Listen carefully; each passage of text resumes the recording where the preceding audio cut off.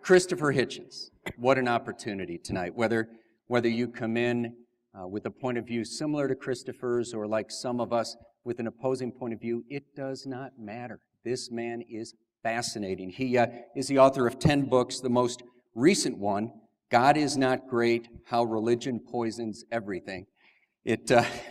Forbes magazine, one of the most influential liberals in the United States, according to Forbes. Of course, a prominent editor with Vanity Fair. And again, truly one of the most sought-after speakers in the world on this topic and others as well. And, equals here. Dinesh D'Souza. Dinesh, a native of Mumbai, India, and the author of What's So Great About America and What's So Great About Christianity, 2 separate books, both bestsellers. New York Times calls Dinesh one of the most influential conservative thinkers in America. Again, he, one of the most admired and sought-after defenders of the faith, and also a foreign policy analyst in the Reagan administration. Let's hear it for both of our outstanding guests tonight. Nice to meet you.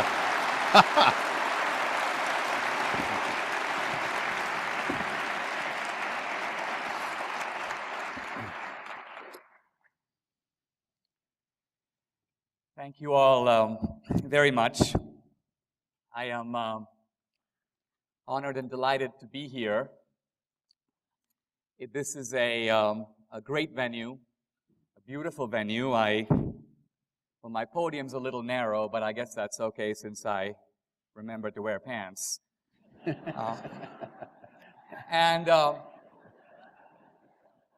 This is not my first debate with Christopher Hitchens. We've actually debated a few times before. I'm not sure why we keep doing it. One of us may be a slow learner. But I will say that all of our debates have been totally different. And so I always approach these with a tremendous sense of suspense and anticipation. Well, we're here to talk about what's so great about God. And I want to emphasize that in this debate, which is in not just a secular venue, but the secular venue of Boulder, which may be for me the Lion's Den. But our approach in these debates, and certainly mine, is to make arguments that in no way depend on the authority of Scripture or revelation, or in no way presume the truth of Christianity. These are arguments that are going to be rooted in reason and skepticism and history and philosophy. In other words, Christopher Hitchens and I are debating with the same weapons. We're debating on the same ground, which is the ground of reason alone. And so in thinking about what's so great about God, I thought I would frame my remarks by beginning to ask, what are the things that are important to not religious people, not Christians, but secular people, and in fact, atheists?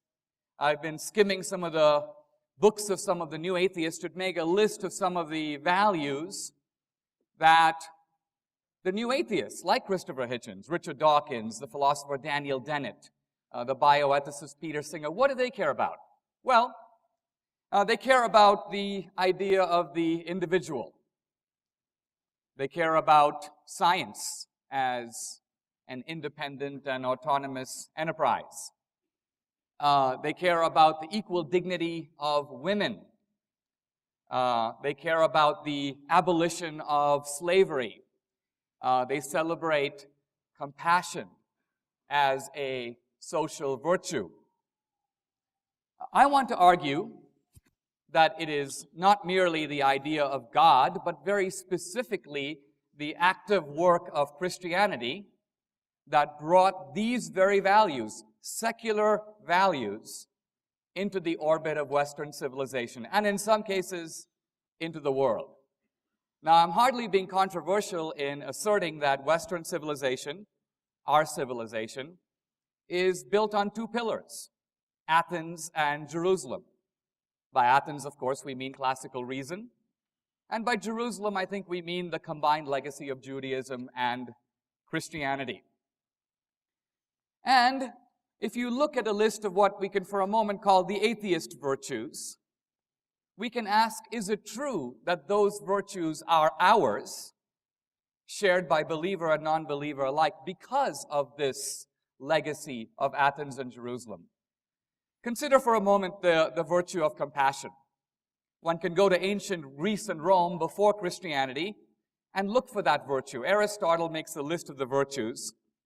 Compassion, by the way, does not appear on the list. For Aristotle, it's something more like a vice. Compassion comes into the West as a new virtue with Christianity. Or consider something else, the value or preciousness of human life, an important value in our culture. Who would deny? Well, in ancient Sparta, if you were weak or sick, they would deposit you on the hillside in the winter and were quite happy to find you dead in the morning. And that's not even the big scandal. The great thinkers of ancient Greece, Plato, Aristotle, knew about this, but viewed it with relative equanimity. It was to them not such a big deal. And why? Because the sanctity of human life, the preciousness or sacredness of life, was simply not a cardinal value in classical antiquity, in Greco-Roman civilization. That became important to us with Christianity. Sam Harris, in his book, The End of Faith, says that the Christians bear a big responsibility for slavery. And yet slavery has existed for millennia in every known civilization. For many centuries, slavery needed no defenders because it had no critics. It was like the family, taken pretty much for granted. Only in one civilization, the civilization called Christendom, did slavery become controversial. And some people say, well, we had to wait till the Enlightenment and the modern period for that to happen. Not true. Slavery was in fact withered and abolished in Western civilization and in Europe, largely between the 4th century and the 10th century. Then there was a second anti-slavery movement in the modern era, in which groups of Quakers and evangelical Christians began to take the idea, a theological idea, that we're created equal in the eyes of God, and to draw from that a political lesson. Namely, no man has the right to rule another man without consent. And by the way, this idea becomes not only the moral root of abolition or anti-slavery, it's also, if you think about it, it's also the moral root of democracy. Why? Because democracy is based on the idea that no man, no person has the right to rule another without consent. And so the point I'm trying to make here is that whatever you think of God, even if you're not a believer, it seems to me to be the beginning of intellectual and historical honesty to acknowledge that all of us, Christian and non-Christian alike, are in fact standing on a pillar that we ought to respect and acknowledge. In some senses, even the values that Christopher Hitchens stands by would not be here, and he wouldn't hold them if it wasn't for the role of Christianity in the world. I want to suggest that even modern science is rooted in not just theist, but specifically Christian assumptions. This seems a little bit strange to some people because they say, oh, science is based on reason, but religion is based on faith. Actually, that's not so. Science, too, is based on 3 faith-based propositions that can in no way be derived from reason, and in fact are the direct legacy of Christian theology. What are those 3 faith-based propositions? Number 1, we live in a rational universe. That's not exactly obvious. You or I can be rational because we have a brain. The universe, as far as we know, does not possess a brain, and yet it is presumed to be rational. The universe is also presumed by modern science to be lawful, to have operations that can be described in the lawful language of mathematics. And finally, not only is the universe presumed to be rational and lawful, but the rationality of the world out there is presumed by modern science to be mirrored in the rationality of our own minds. If you think about it, that's the strangest fact of all. Your brain is made up of atoms and molecules and neurons and circuits. Why should all the worrying that's going on in here have a one-to-one correspondence with the rotation of the planets, or E equals mc squared, or any of the stuff going on out there? Why should there be a match between the two? What is the reason? There is, in fact, no reason. Now, if you're a Christian, all of this makes a certain kind of sense to you. You can say, I believe God is omniscient, which is another word for super-rational. So, hey, He made a rational world. I believe God's a lawgiver. He gave us the moral law, the 10 Commandments, let's say.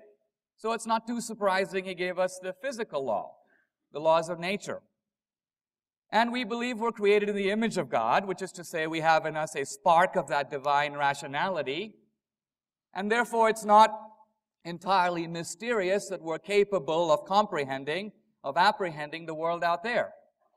But my point is, if you're an atheist, you've got to take these things 100% on faith. Notice that it's no accident that modern science, the scientific method, laboratories, verification, checking, did not develop simultaneously in all cultures. It developed in Western culture. And this, I believe, is the explanation for it. Now, what's so great about God? I think one thing that's great about God is that He has given us a universe adapted or finely tuned for life. Here's what I mean by this. I don't mean that we live on a lucky planet that happens to be the right distance away from the sun. I rather mean that if you look at the fundamental numerical values of nature, if you look at the hydrogen atom, the mass of the proton is 1,836 times the mass of the electron. If you look at the gravitational force, the electromagnetic force, the strong nuclear force, if you look at all the different constants of nature, one physicist, Lee Smolin, says, it's almost as if God is sitting at a table with a bunch of dials in front of Him. What happens, modern science asks, if the scientists sneak into the room, each dial now reflects a certain numerical value of nature? What if you fool with the dials?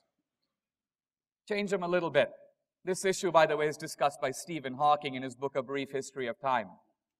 And Hawking points out that if you touch one of the dials, he's talking about the rate of expansion of the universe, and you move it, not 10% or 1%, but 1 part in 100,000 millionth million, you would have no universe, you would have no life.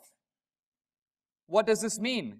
What it means is not just our planet, but the entire universe has to be as big as it is and as old as it is and have precisely the numerical values that it does, because if it didn't, we wouldn't be here. The universe appears to be a kind of giant conspiracy to produce, well, us. And I think we owe a little bit of a thank you note to God for that one. Or perhaps Christopher Hitchens will come up with a better explanation. Now, I think we also need to be grateful to God, if you will, because of something that we have uniquely that makes us human. Something that in some strange sense almost appears to defy natural explanation. And by natural explanation, what I mean, of course, is not just the explanations of evolution or Darwin, but in a deeper sense, the explanation of being captive to physical laws. While all objects in the universe operate according to fixed laws, a stone, for example, has no choice but to roll down a hill. A cheetah has very little choice but to run after an antelope. We as human beings inhabit two rather distinct domains. On the one hand, this is the way we are. But then there's a second domain. This is the way we ought to be. In other words, we have this doubleness to our nature, And what's particular about the second domain, the domain of the ought, is that it appears to be free. In other words, you could never say to someone, you ought to do this, or you shouldn't do that, or you shouldn't discriminate on the basis of race, or you shouldn't be a gay basher, if they had no choice in the matter. If their decision was solely determined by physical laws, all of morality would be an illusion. But morality is as real of a fact in the world as any other. It's as real as this watch in front of me. If there are human beings who are without morality, we don't have philosophical disputations with them. We put them in straitjackets and carry them away. They're sociopaths. So the point I'm trying to make here is that not only is morality, if you will, a strange fact in the world, but it's a fact that militates against self-interest. And that is part of its peculiarity. Now, if you're an atheist, you might say, I'm grateful to Christianity, I'm grateful to the legacy of Christianity. No. What should I do about all this? And I think what you should do about all this is number one, to respect the fact that our world is the way it is, and your values are the way you are because of God, and specifically because of Christianity. And second, you might do well to consider living as if there is a God, because ultimately that will make you a better person. And if you give thanks to God, and if you talk to God, you never know. He might say something back. Thank you very much.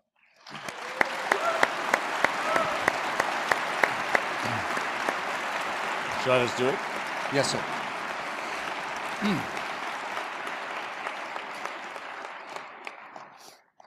Thank you, Dinesh. Am I audible to all? Make it more convincing. Can you hear me? Okay. Thank you, Dinesh. Dinesh is quite right to have said to you that there's no element of prearrangement in any of our debates. We've never concerted or compared notes before starting, and I hope we never will. We've never given the same speeches twice. We've sometimes repeated each other and each other's arguments, but there must have been an energy leak somewhere this evening, because he wanted to praise me and my fellow atheists for our compassion. There must be some mistake here, at least in my case. One of the very few times I've ever felt like being a Christian is when reading how the early church fathers lost for an account of why it is fun to be in paradise. The alleviation of the first 100 million years of saying thank you, for example. Would say, well, at least you can go to the lip of the thing and look down and see the screams and wails and torments of the damned when you want to be cheered up. And I think, that's me. I'd be religious on that basis. One of my very few pleasures, actually, is crowing over the misfortunes of other people and trying to add to those misfortunes. And I'm hoping, in fact, to score a few points of that sort tonight. Thomas Aquinas, like me, didn't believe in astrology, or rather, he didn't think you should try it because it would only let the demons in. He thought it was a very dangerous science, the sort of thing that could allow the devils a foothold. Unlike me, believed himself capable of levitation, had a higher opinion of himself, in fact, as a debater than I do of myself. But Dinesh has left me with no alternative but to start at a position I hadn't ever begun with before, which is to ask anyone here if they've read a novel called When It Was Dark by Guy Thorne. There's an off chance. I thought someone waved there. It was a huge bestseller before the First World War, enormous international bestseller. I'll very quickly summarize its plot for you. From Palestine, there comes a report that the bones, that the grave, in other words, the cadaver, the remains of a Nazarene martyr, evidently someone who'd been subjected to crucifixion, have been discovered in a tomb where a stone had to be rolled away to unearth it. And more the rumor is believed and reported in international press that the mortal remains of Jesus of Nazareth have been found. What are the consequences? Well, the consequences are just what you would expect. People start having sex in the streets. They don't care for family values anymore. They dissolve the ties of kinship that bond them with their own relatives, indeed with other human beings. They steal, they rob, they cheat, they lie. All restraint is gone. And it's only by the miraculous discovery that all this initial story is a fraud, put around by Jews and secularists and Freemasons and other riffraff, that morality is restored to the human race. I recommend a reading of this piece of trash novel, which makes the Da Vinci Code or the Left Behind series seem like Proust or Balzac or George Eliot. Because unless you believe something like that, everything Dinesh just said to you is complete nonsense from beginning to end. I invite you to the thought experiment. If it could be shown to you that the figure of the Nazarene was in fact, as we believe, entirely mythical, as was the figure of his mother, as was the figure of Vishnu, as was the revelation supposedly given to the illiterate Arabian merchant peasant Muhammad, the man calling himself the prophet, as was the existence of Moses and the legend of the Exodus. If all of this can be shown as it can be, I haven't time for it, but I'll take any challenge on any of these points, to be an entirely man-made legend, would you really look at your neighbor differently? Are you telling me, or are you willing to be told, even by someone as fluent and charming as Dinesh, that it would be true of yourself, that you would then become a thief, that you would then become a liar, that you would then not condemn a rapist, that you would then have no knowledge of the difference between a right action and a wicked one? I don't think there's anyone in this room who could be so abject, so wanting in self-respect, so masochistic, so subject, and I'm coming back to this, so servile, as to believe any such thing. And if I had to stop now, that's all I would really have wanted to say this evening. But as I say, I didn't come to be compassionate. I have some more suffering to inflict on you before I'm done. Morally, ethically, I submit we would be in precisely the same case as we are now, if, as is in fact the case, these stories are proved to be man-made legends. We would be faced with the same questions that we are ever faced with. What are our duties to one another? Why are we here? Does our existence have a meaning or a purpose or a pattern beyond what we can discern? How can we build the just city? Does our presence here have a point? These questions predate monotheism, were debated very earnestly in schools of philosophy in the Mediterranean, long before monotheism was inflicted upon us. And these questions would remain as urgent, and they would have to be posed again and anew in every generation if monotheism were, by chance, to decline, as it has been doing, or even to pass away, which I don't think that it actually will. The same would be true if polytheism was to undergo a similar collapse. Now, the believers say that the problems I've just mentioned don't really exist. They're only problems in the mind of philosophers. The question of how to be moral and why has already been decided. Dinesh, I think rather too tolerantly, said that he had an open mind on matters of faith. He wasn't here to defend the Christian religion or revelation or any of these things. I don't know what kind of, I leave it to the good father, what kind of Catholic Dinesh now seems to be in his own eyes or anyone else's. But in fact, religion means you must believe that God has revealed himself to us and his purpose, that his commandments and wishes are knowable and indeed known by human beings, that this revelation has in fact taken place, and that all that is required is for us to live up to, created sick as we are, commanded to be well as we also are. What kind of dictatorship creates you ill and then orders you to recover? I'll come back to that. But created sick as we are, our duty is simply to live up to these preachments, this revelation.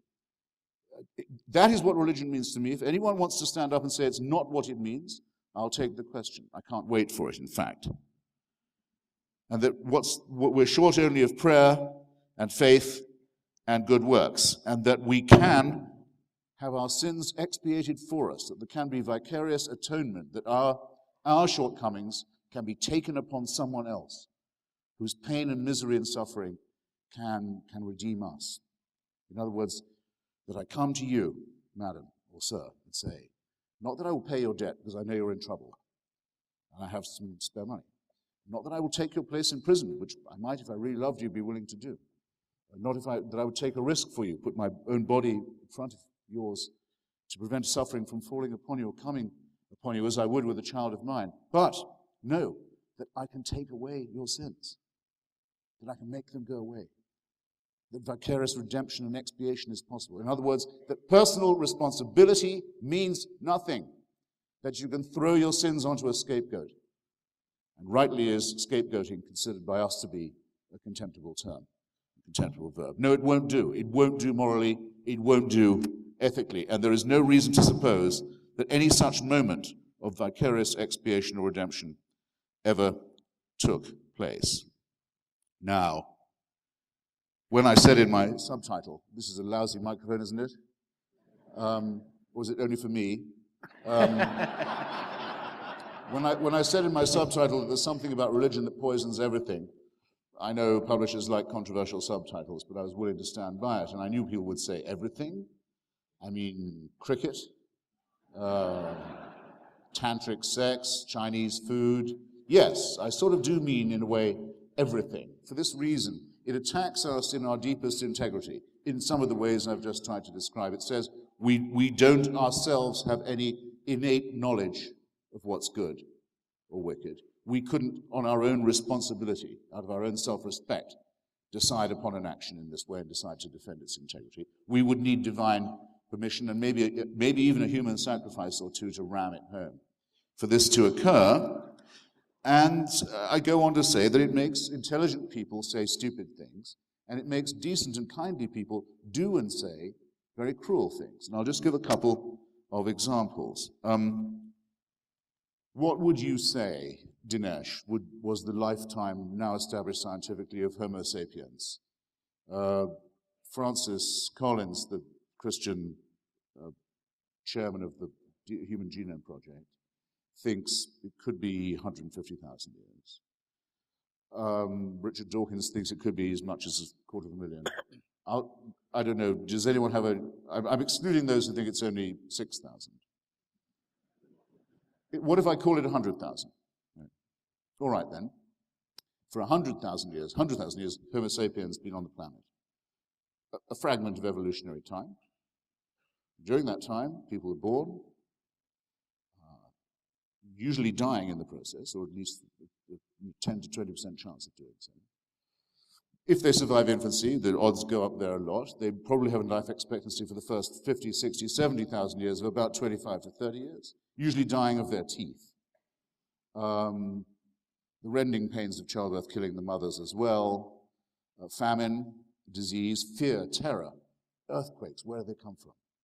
Thunderstorms, why? Hurricanes, what is this? Volcanic explosions that blot out the sun. Appalling life of fear and want and disease, where germs are not known of. Don't have to draw a complete picture. And that's to leave out the wars over territory, over sex, over womanhood, over possession, that additionally take life. And this is the Hobbesian situation. Life is, as Thomas Hobbes describes to Leviathan, very nasty, brutish, and short. And I'm just asking for 100,000 years of this. For the first 98,000 years of it, heaven watches with indifference. Who cares? Doesn't look terrific, but, they're inching along, I guess. I mean, sometimes moving forward, sometimes a bit back, but no. Anyway, let's just see how it goes. 2,000 years ago, it's decided, actually, now we have to intervene. But only in illiterate parts of the Middle East, to reveal our face to this species and tell them how to behave. That should do it. Now, I can't prove that did not happen. I cannot disprove that. But I can say of someone who does believe it, that they're willing to believe pretty much anything. And I don't just mean believe pretty much anything that they're told. I mean to believe almost anything about their deity. Because if that is how it happened, it's the same as saying that a universe that contains perhaps 100,000 million planets contains just one, which has one favored mammalian species alone chosen for salvation, while the others go into black holes, white dwarfs, shooting stars, imploding comets, and the rest of it. You could believe that if you want. I can't tell you that wasn't the design. But I can tell you, or I can assert, I can make you think, I can ask you to consider whether the person responsible for this is not either very incompetent, very tinkering, very capricious, or very, very cruel. And I won't let you hope, I hope I won't let you go home without leaving these questions in your mind. I'm not going to answer them for you. I'm going to hope I've placed them where you'll have to think about answering them for yourselves. And I see my time is very nearly exhausted. In other words, I think that our morality is innate, our ethics are innate to us, as they are in other mammalian and primate species. It's observable that there are solidarities, there are ways of group behavior, family function and so forth that make it clear that without this kind of evolution we wouldn't be having this discussion. We wouldn't be here if we only looked out for each other, and other primates and mammals know this too. In that case, since the evils are innate in us as well, what are we to do? Are we to invent another supernatural person who's responsible for those, as the religious tend to do? Those don't come from this God, they come from another God, an evil one. Well, fine, if you wish, if you want to do it, if it makes you feel better in some way, invent another supernatural entity. There's an infinite multiplication of them that you can do, as Aquinas did with the demons, as Muhammad did with the desert jinns. Keep multiplying these assumptions. But how long can a healthy mind be satisfied with the infinite replication of supernatural assumptions when the natural world explains itself, and when we already have enough explanation for why people are encoded and programmed the way they are, and where our knowledge of that is increasing all the time? What is, and I'll close on this and I'll be quick, what we risk if we take the supernatural route is the idea of an unchangeable, unalterable authority, one apparently benign, one apparently wicked, both of them eternal, both of them unchanging and unchangeable, and ourselves as their playthings and their objects and their raw material. This is the origin of the idea of the totalitarian.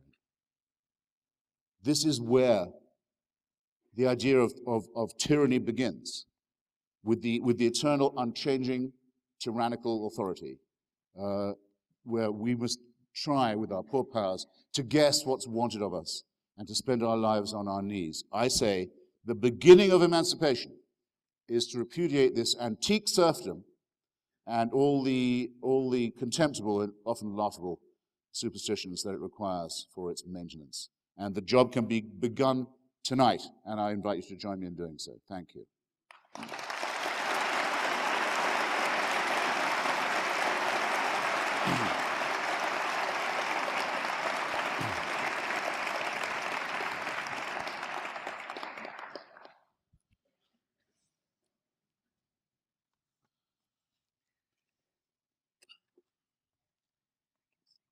When I first came to America from India, as an exchange student, I was assigned to live in Arizona. One of my first entertainments was to go to a rodeo. I feel like I'm back at the rodeo, by which I mean in listening to Christopher Hitchens, I see a point here, a point there, but also a lot of bull in between. Come on, baby, I could have said that. Now, as an act of Christian mercy, I will skip over the issue of whether Christ was in fact an historical person. I will focus on what I take to be Christopher Hitchens' two main points. One of them, I want to say, a gross misunderstanding of my opening argument, which was in no way the claim that Christianity or religion is the sole source of all morality in the world. In fact, where do we get morality? I said myself that if we want to figure out what's right or wrong, we get morality from the voice within. Conscience is, for each of us, the practical arbiter of morality. And of course, the atheist and the believer alike share conscience. The point I was trying to make was maybe a little different, and that is, it is one thing to say that the golden rule is universal, and quite another to say that within our civilization, this very important force called Christianity has had some very specific cultural impact. That's not to deny conscience. It's not to claim that in the absence of Christianity, there would be cannibalism and genocide. But we would be a very different civilization. How do we know that? Historically, ask yourself this question. Slavery is universal. Who can name an anti-slavery movement outside of Western civilization? Well, I can. There's always been one group opposed to slavery. That group has been called slaves. But I'm talking about something different. I'm talking about Abraham Lincoln's idea, as I would not be a slave, so I would not be a master. That's remarkable. Lincoln doesn't want to be a slave. We know that. He doesn't want to be a master either. Or think about something else. If tomorrow there was a big famine in Rwanda or a tsunami swept the coast of Asia, what would happen? All the Western countries in unison would rise up. There would be cries of outrage, Doctors Without Borders, the Red Cross, donations, missions, and so on. There are other rich countries in the world, the Muslim countries, now India, China. There would be a kind of great wall of silence. Why? Because in those cultures, this idea of universal brotherhood is not as much of an established value. When I was growing up as a kid in India, one of the proverbs we learned was the tears of strangers are only water. So it is quite a different point to say that Christianity has had a very specific impact. That was my point. Now I want to turn, if I may, how much time do I have left? A minute and a half to discuss this issue of the absentee God, raised very much at the end. And I'll only be able to touch upon it, I'll come back to it. I want to suggest that if we are evolved primates, Christopher Hitchens' view, we've been on the earth for 100,000 years, the problem that he states is far bigger a problem for his position than for mine. I've got to try to explain why God acts in the world as he does. He has a bigger problem. Think about it this way. If we're evolved primates, about the same size as we are now, with about approximately the same brain size we have now, nobody claims that Homo sapiens has radically altered in this interregnum, history becomes a complete mystery. Because if you go into history class here at the University of Colorado in Boulder, and you say, I want to hear about human history, they say, let's begin with the Sumerians, 3500 BC. Then we'll move on to the Egyptians. In other words, history begins around the year 3000 BC. So my question is this. If we are evolved primates, about as smart as we are now, how is it the case from a completely secular point of view that Homo sapiens, for the first 95,000 years of its history, accomplished absolutely nothing? In other words, no wheel, no plow, no writing, and then suddenly, mushrooms of civilization, the pyramids, and then the Cathedral of Chartres and the Cathedral of Notre Dame, and pretty soon we're on the moon and we're using iPhones. It's almost as if human history is this great airplane trying to get off the ground. For 95,000 years it goes up, bang, up, bang, up, bang. And then suddenly, mysteriously, about 3,000 years ago, take off. I might almost venture to suggest that it almost seems as if some transcendent creature leaned into the world and breathed some kind of a message or a soul into man, and suddenly savage man became biblical man.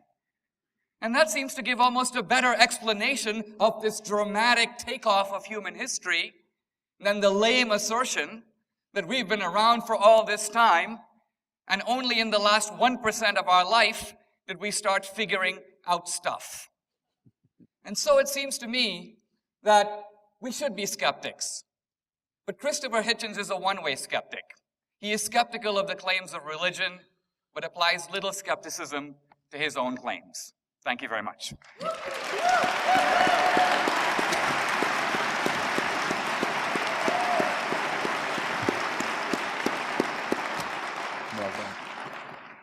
Well now, Mr. Chairman, I have to take back some of the nice things I was just saying about Dinesh. One of them has to do with the prearrangement. I've heard him make that point about the bull's horns so many times now. Tonight was the lamest. I've also heard him try it on other people. I hope this is the last time I have to hear it. I noticed it didn't go down that well. It's because it's not that good. He was also never at that rodeo. To his second point, which I can scarcely believe I have heard made, let alone, and some of you should blush on your way home, let alone applauded. Yes, of course, the reason why civilization stopped being barbaric and why stuff started to happen was the arrival of monotheism. I mean to say, there is a one-word refutation of that, I think. You want to know what it is? You've guessed. This is university, China. When the first missionaries reached the emperor of Beijing, as he sat amid a civilization that dwarfed anything that Europe and the Middle East or Latin America, even at its height, had ever produced, he said, if what you are telling me is true, how has it taken so long to reach the people of China? No, I'm sorry, there are some arguments that just won't do and don't require any further refutation. The lost years, the lost millennia of the misery of human prehistory have to be taken into account. And after all, we were invited to touch upon them by Dinesh in considering the difference between antique and modern slavery. All right, I'm not going to reject a challenge like that. And slavery in antiquity was this: you lose, our civilization has conquered yours. You now work, you the victims, you work for us. You're machines from now on. You work under our lash. You build our system for us. You build our walls. You dig our canals in return for our rations. Woe to the conquered. You can easily see how it happened. It is only with the arrival of religion that it is said in holy books that certain people are born as a race or people to be the masters, and others to be dispensable, either to be slaughtered, or when most of the slaughter is done, for the remainder to be kept, often female, as slaves. In every holy book, from the original holy books of the Jewish people through those wrongly adopted, in my view, mistakenly adopted by the Christian religion, to the Quran, to the Book of Mormon, slavery is mandated, and those who are born into it, usually by a different colored skin, are clearly, plainly identified, usually as the sons of Ham, or some such nonsense, pseudo-ethnological garbage. Okay? That's what's different.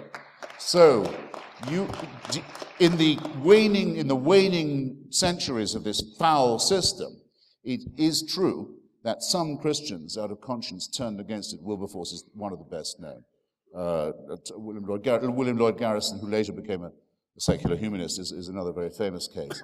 But it was never not the case, and this is what Abraham Lincoln pointed out with such irony and bitterness. It was never not the case that all the justifications for slavery were religious too, and that all the leaders of it, and all the profiteers of it, were taking their text and their authority from the Holy Scriptures. That's what you can't get over, and that's what you can't accuse the Babylonians and the Sumerians of doing. So my point remains exactly what it was. Not that religion doesn't make people behave better, because it quite plainly does not, but that there are things in it that no secularist would regard with other than the horror that we now reserve for things like cannibalism and slavery. The genital mutilation community, ladies and gentlemen, is exclusively, as far as I know, a religious one. The mutilation of the genitals of children, forcible mutilation of genitals, is entirely scripturally mandated. The suicide bombing community among some Tamils in Sri Lanka may or may not be partly secular. It depends. Some of them are very extreme Buddhists, and some of them quite extreme Hindus. But for the most part, the hideous idea of suicide murder is a religious mandate, not as something that has religious authority, but is a commandment. People wouldn't do this if they didn't have faith. I'll open our next session with a question. I'll make it my closing, because I think it's time for my closing.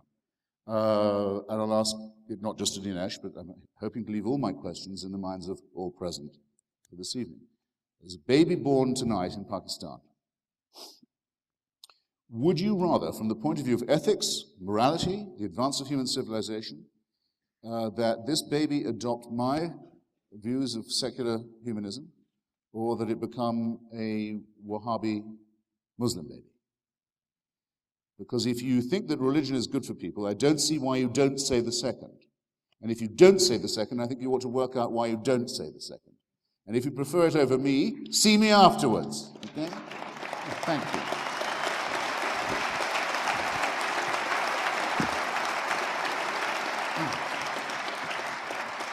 As great as the conversation has been so far, it's about to get better, because at this point, the gentlemen will go head-to-head, and they'll pose questions to each other. I'm back. And this is going to be good. What was the preceding? Oh, you just... No, I know you're kidding. No rules. All right. Bring it on.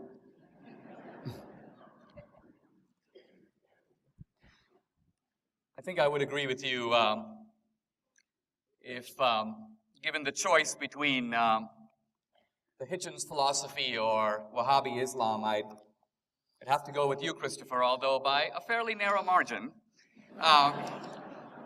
But I could easily turn that example on you and say, if you had to choose between someone adopting my philosophy or becoming one of Stalin's henchmen, trying to eliminate religion from the world and establish the workers' paradise, my point is you've got to compare like with like. You can't compare. One of the things that's very striking, and you see this very often, is that the worst manifestations of religion are compared to the greatest achievements of science. Nobody says, let's compare primitive religion to the science of Thales. It's always, let's compare the worst of religion to the best of science. Well, this is a questioning session, so we're going to go a little bit back and forth. Let me pose a question to Christopher, picking up this issue of whether or not Jesus is mythical, because you emphasized it with some ferocity. Do you believe that Alexander the Great was in fact an historical figure? Yes. Do you believe that Socrates was an historical figure? No. What about Aristotle? We think that it's a sure thing that Aristotle was the tutor in philosophy of Alexander of Macedonia. The figure of Socrates is not known to us except through descriptions of him by, I have to use the word, later disciples. But it doesn't matter, you see, I can still say I'm for the Socratic method. Well, I think nothing depends for me on the demonstration of his physical existence, it's a matter only of ideas. No, the point I'm trying to get at here is this, and I'm trying to show the way in which you are essentially abandoning all canons of historical scholarship when it comes to the ancient world. You're applying a standard to Jesus that you'd never apply to other figures, which, I mean, I don't know if there's a philosopher in the world who considers Socrates to be entirely mythical. I didn't say that either. I said we have nothing that we could call historical proof of his existence. I'm not at all varying my rules. They're the same as they were for the Nazarene question. We have pretty good historical proof. We have Plato, we have Xenophon, we have Aristophanes. Why would all those guys make up Socrates when some of them approaching him critically, some of them approaching him? So historians generally agree that there's no good reason to make up Socrates. But the reason that you've got to say he might have been made up is you're establishing essentially an impossible canon of historical verification. Most of the historical figures in the ancient world are attested to by one or two, or in Christ has probably more attestations than many other figures whose historicity you wouldn't doubt for a moment. Dinesh, I don't know why you're doing this to yourself. I'm doing it to you, actually. The existence of the Macedonian royal house is an archaeological question as well, among many others. It's decidable in innumerable ways. The probability of there having been someone with the one name of Socrates is very high, but it can't be absolutely attested to, and it doesn't need to be, because those ideas would have been in someone else's mouth if they weren't in his. The idea, it surely is important to you that the physical existence of Jesus can be proved in a rather different way, since he is the Son of God, and the Word made flesh, and born of a virgin, and by his death, we are all healed. So you've got a little bit more riding on this than I do, and you've got no evidence for it. None. We're not. There is no evidence for any of these propositions. I may have a lot riding on the resurrection, and we're not talking about those things. We're really saying what you seem to be saying. I'm sorry, but I am insisting on talking What about you seem to be saying, even though we have we have the Gospels, we have the Acts of the Apostles, we have the testimonies of Suetonius, Tacitus, Roman sources, Greek sources, Jewish sources, including Josephus. Then we have an early Christian movement following Christ that has no incentive to do so. They're in a persecuting Roman Empire. Many of them go to their deaths because of Christ, and you're saying they all went to it because of a made-up guy. That's historically preposterous. No, it's and not. Most historians agree with me.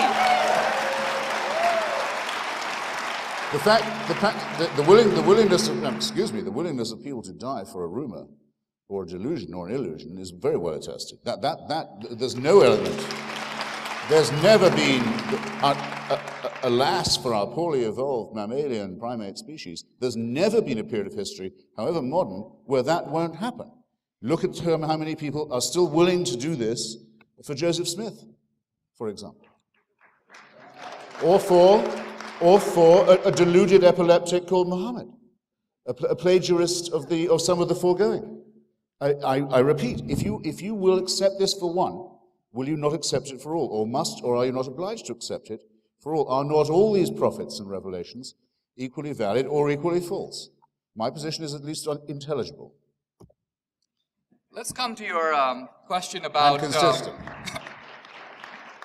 May I ask you about the question about religion poisoning everything?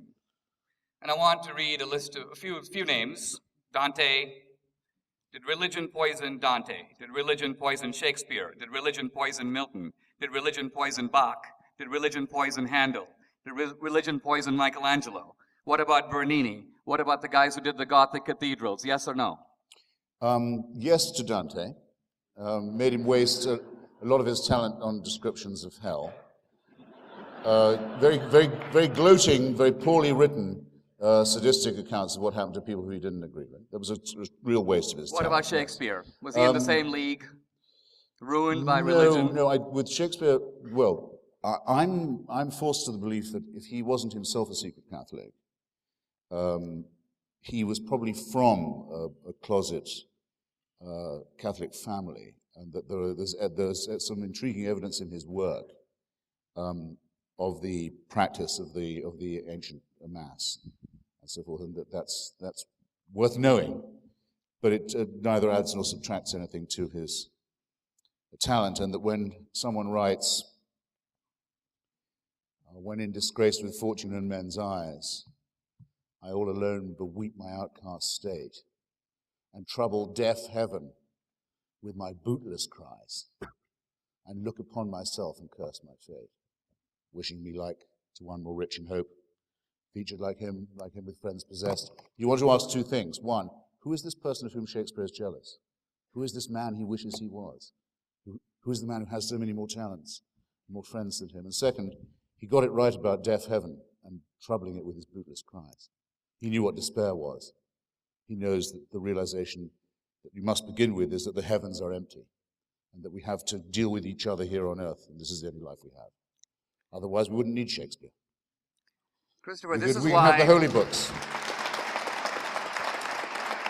Do you want to go on through all the architects and poets? I'm willing to do it. No, but this is why you are such a charming evader. Because my point is that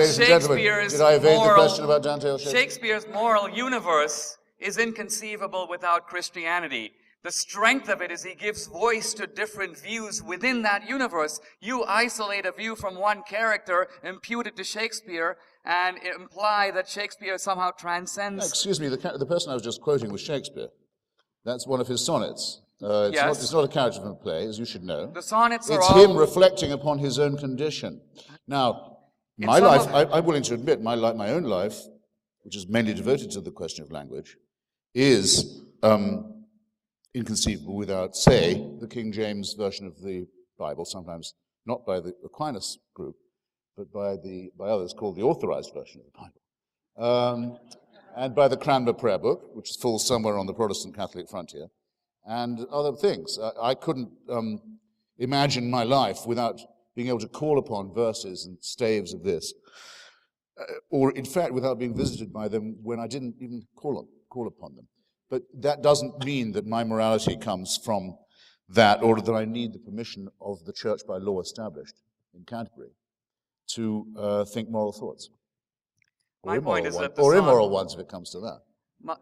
The point you're missing is not the King James Bible, but the sonnets have narrative voices behind them. Some of them are said by a young man. Some of them seem to be said in a homosexual tone. Others are clearly heterosexual. So in literature, because someone wrote a sonnet, that doesn't mean it's their opinion. But it's your turn to ask me a question. Well, you know that, I suppose one of the things that most upsets and depresses and alarms, nauseates secular humanists is the sectarianism or any appeal to it. In other words, I didn't want Rick Warren at the inauguration, not just because of his apparent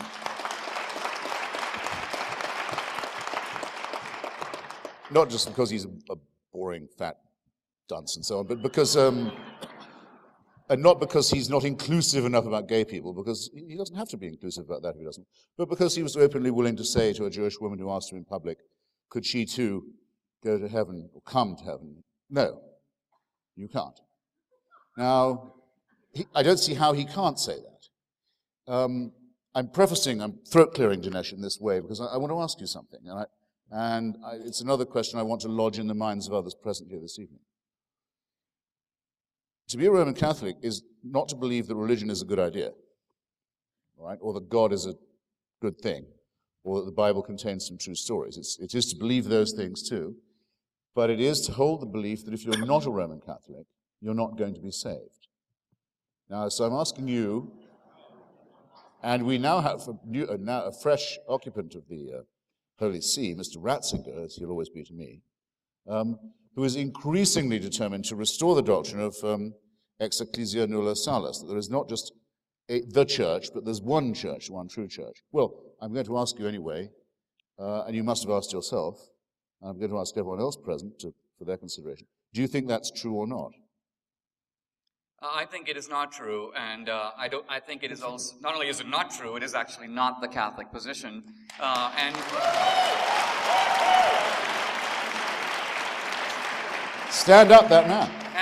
And to go even further, I don't even think, I think you've got to be careful here, because I was trying to be.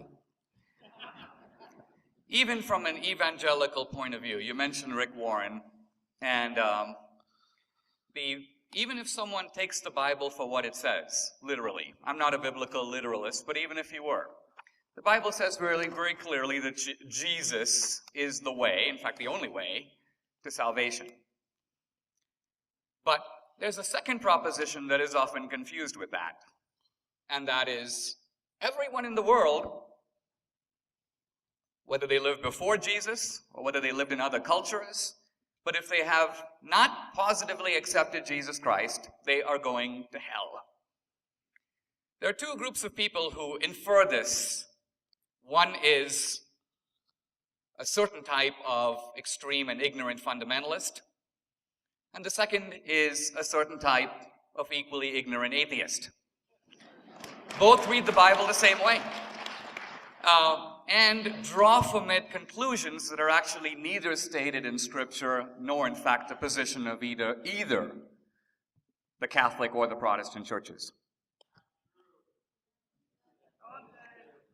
Well, we'll explore that further, but I was going to say, not my problem, but I was rather amazed to have elicited such enthusiasm from people clapping, saying, no, the church has never claimed to be the one true church. I mean, you can clap that if you like, but it doesn't seem to me to be historically true. Anyway, it's nothing to me. I just wanted to know which side of it you took, but you don't seem to have everyone with you. It's not a matter of taking sides. In Catholicism, there is something called the development of doctrine. So even if you can show it was believed in the 3rd century A.D., it doesn't follow it's the Catholic position. Well, people used to lose their lives on these propositions, so let's not be frivolous about them. Then, if you want me to be ecumenical, I'll be ecumenical then. Do you think that it is better to be, and more likely to lead to your salvation, to be a Christian than another kind of monotheist? Of course I believe that. Can I ask you on what grounds that your superior claim rests? that makes you better than a Muslim or a Jew? Certainly. Give me a minute to lay it out. By all means. And I'm going to tie my hand behind the back by doing it in purely secular terms. Let me start with a proposition I think no one in this room would disagree with. Things in the world are not what they ought to be. Anyone disagree with that? No. That means we live on two levels, don't we? We live on this is the level of the way things are. Let's call it the human level. But we all know that there is a second level. That's the way things ought to be. Let's just perfect goodness, perfect beauty, truth, and so on. So you have these two levels. Let's call them for a moment the human level and the divine level. Now, all the religions in the world are aimed at trying to ask, how can this chasm between the human level and the divine level be bridged? You ask about Judaism and Islam, so I'll refer to those two. The Eastern religions have one solution. I'll set it aside for a moment. Judaism and Islam jointly believe, and I say jointly, they believe it in slightly different ways, but the solution is similar, that the way for this chasm to be closed is for human beings to build a certain kind of a ladder from man to God. What is the shape of this ladder? When in Islam, it's the 5 pillars. Pray 5 times a day, observe Ramadan, do charity, go to Mecca. In Judaism, it may be different. Dietary regulations, and so on. But the idea is these are human efforts to ascend to God. Christianity is different, maybe not better, but it certainly is different in declaring this project wonderful and noble, but impossible. That this human effort, however gallant, cannot close this enormous gap. If the gap is to be closed, now maybe as an atheist you say it can't be closed, but if it is to be closed, the Christian belief is it has to be done from the other side. In some mysterious way, God has got to condescend to the human level, and that's the role that Christ plays. He's the emissary, if you will, from God to man. Now, notice that here I haven't appealed to Scripture. I haven't quoted the book of Leviticus or the Gospel of Matthew. I've given, in my own best way, a certain anthropological account of the human problem. I've given the ways in which different solutions are proposed, and I leave it to you to examine which solution is the most plausible. I'm saying the Christian view seems to me to make the most sense. If indeed this great gap can be closed, it seems to me that it has to be closed the Christian way. The other way can make progress, but even though good, it isn't going to be good enough. Fantastic. So you'd make a really good Muslim, in that the main profession of faith, the only real profession of faith a Muslim has to make is there is one God and his messenger, his emissary, the crosser of the gap, is the Prophet Muhammad. You have just as perfectly stated that, restated it, as one could have wished. I wish you joy of it. I'm sorry, I wish you joy of it. Either I didn't hear you or you have just issued a whopping non sequitur. So I'll give you the benefit of repeating it. Which is a perfect point. You said that the gap could only be closed if God sent an emissary. That's what makes Christianity different. I appeal to the audience. Did I misstate that? Did he not say that? Did you not say that? I did say it, yeah. but... What is the profession of faith of Islam? There is but one God, and Muhammad is his messenger to us. That's all you need to be a Muslim. Here, if I can briefly answer, then we'll go to questions. Do you think Islam is man-made or God-made? Do you think that God spoke through us to Muhammad, or that only Muslims are under this wrong impression? That God's only appeared to us once through the Nazarene. Here, let me give the Muslim answer, which is that Muhammad was solely a man. That's not my answer. That's the Islamic answer. Islam is different from Christianity. In Islam, Muhammad is in no way considered to be God's special messenger. Muhammad is believed to be the illiterate and unworthy recipient of Allah's revelation. He does in no way occupies the same position in Islam as Christ does in Christianity. So the equivalence that you're suggesting between Christ and Muhammad is simply wrong. It's crossing the gap in the same direction, though, isn't it? Surely. You said the gap had to be crossed not by humans building up towards heaven, but heaven coming down towards us. Well, quite plainly, the Quran is the same in that respect. I'm asking you a different question now. I'm saying, do you think that those who believe that God ventriloquized himself through the Archangel Gabriel, oddly enough, through this illiterate, that's a true statement, that did happen, might have happened, could have happened, or didn't happen? I don't believe it did happen, but the point I'm trying to make that you're missing Obviously, I don't accept the revelations of other religions, but the point I'm trying to make here is that the Islamic solution is radically different from the Christian one. Whatever Allah's revelation to Muhammad, it was not vicarious atonement. It was not the idea that God is closing the gap. It was rather that human beings have these social and legal and civic duties. In other words, in Christianity, you have the idea, for example, that morality is intentional. If you've contemplated the sin, Christ says, in a sense, you've committed it. In Islam, it's very different. Thought crime. One second. The mullah Thought doesn't... crime. Totalitarianism again. Thought crime. We know what you're thinking, and we can punish you for it. Totalitarianism defined. Tyranny defined. Thought crime. You said it for me. It might be a thought crime. Christ says nothing about punishing one's thoughts. Christ basically is simply defining the nature of sin. Our legal system is based on the idea that offenses rely in part on the intention. That's why a first-degree murder is different from a crime of passion, for example. That's another example of the way that Christianity has shaped our legal culture. No one comes to the Father except by me. That's not judging you on what you think. But it's one thing to say. It's one thing to say that Christ is the means by which people get to heaven. And it's quite another thing to say that everyone who hasn't explicitly accepted Christ is damned. In fact, the Bible itself disputes that. In the book of Luke, we know that Abraham is said to be in heaven. Well, Abraham lived before Christ. He obviously didn't accept Christ, and yet he's in heaven. So the Bible itself confutes your assertion that a positive affirmation of Christ is a prerequisite for salvation. No. The Bible is incoherent. That's a quite different statement. Well, you're just choosing the parts The Bible is thoroughgoingly, through and through, incoherent. That doesn't make me inconsistent. Not inconsistent, only selective. Gentlemen, on that note, I'm feeling a little like Gwen Eiffel here, But why don't we do this? A round of applause for both gentlemen, and we'll go to questions from the audience.